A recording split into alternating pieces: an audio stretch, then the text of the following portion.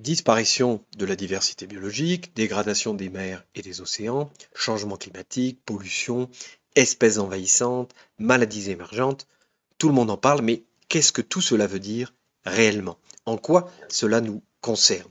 Comment pouvons-nous agir pour sauver la planète? Ce sont des sujets complexes que nous vous proposons de découvrir en 18 épisodes.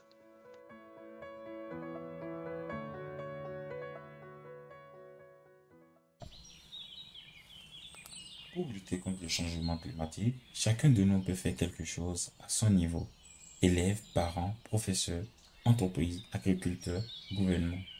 Alors concrètement, que pouvons-nous faire? Nous devons adapter notre façon de nous déplacer en privilégiant les transports collectifs plutôt que la voiture.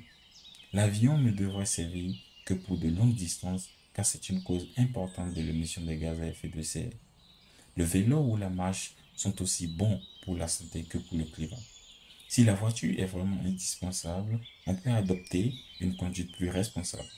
Par exemple, faire du covoiturage pour aller à l'école, au travail, pour les loisirs. Nous pouvons également faire des économies en changeant nos habitudes alimentaires. Manger moins de viande, cela permet de réduire l'élevage et c'est bon pour la santé. Les protéines sont aussi disponibles dans les légumes secs et les graines. Manger des fruits et des légumes de saison, produits localement. Acheter moins de produits emballés ou qui contribuent à la déforestation. Par exemple, s'ils contiennent de l'huile de palme.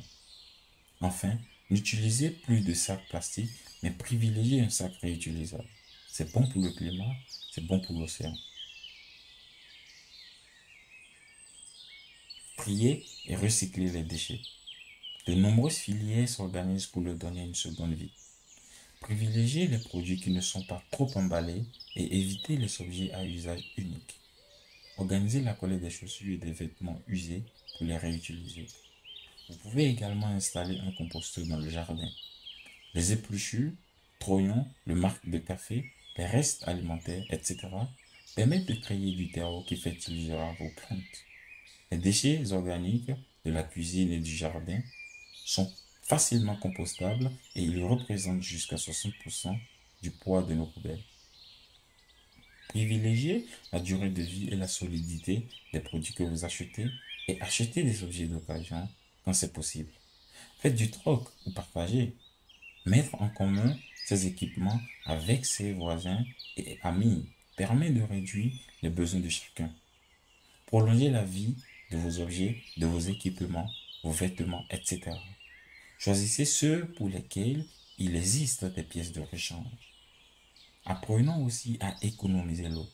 La produire, la pomper, l'acheminer, tout cela génère aussi des gaz à effet de serre.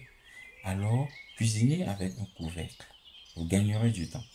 Lavez le linge à 30 degrés Celsius au lieu de 40 degrés Celsius. Préférez la douche au bain et limitez le temps que vous y passez. Faites la promotion des sources d'énergie durable comme le solaire ou l'éolien. Ce sont les sources d'énergie de l'avenir. Ce qui n'empêche pas, bien sûr, de mettre en place tous les petits gestes pour limiter notre consommation d'électricité. Éteignez les lumières quand vous quittez une pièce. Éteignez les appareils en veille, par exemple les télévisions, ordinateurs, et débranchez les chargeurs après usage, sinon ils continuent de consommer. Préférez un ventilateur à la climatisation. Aérez la maison la nuit et limitez l'ensoleillement en journée. Dans tous les cas, il faut mieux isoler sa maison contre le chaud ou le froid pour éviter de devoir la chauffer ou la rafraîchir. Le bois constitue une énergie moderne, bon pour le climat lorsqu'il est produit localement et durablement. Privilégiez bien sûr les forêts d'arbres locaux. Plantez des arbres chaque fois que vous le pouvez. Participez à la végétalisation grâce à des jardinières ou un toit végétalisé. Bref, augmentez les sources de stockage du carbone de l'atmosphère. À une échelle plus globale, il existe des actions que les pays du monde mettent en place. La lutte contre le changement climatique est une opportunité pour les pays de mieux collaborer pour sauver la planète.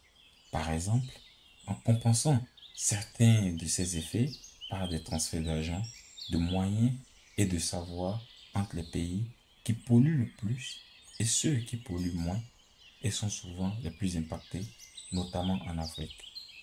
Aujourd'hui, notre objectif est de limiter le réchauffement de la planète. Chaque action intelligente peut nous aider. Dans le prochain épisode, nous parlerons de notre empreinte écologique et de ses conséquences.